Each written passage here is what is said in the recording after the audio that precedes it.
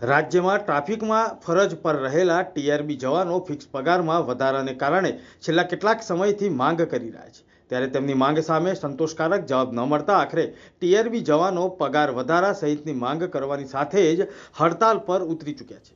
મળતી માહિતી પ્રમાણે હાલમાં ટીઆરબીમાં ફરજ બજાવતા જવાનોને રોજના 300 રૂપિયા લેખે પગાર મળી જાય. જવાનોએ તેમની સામે 500 રૂપિયા પગાર ચૂકવવામાં આવે તેવી માંગ કરી છે.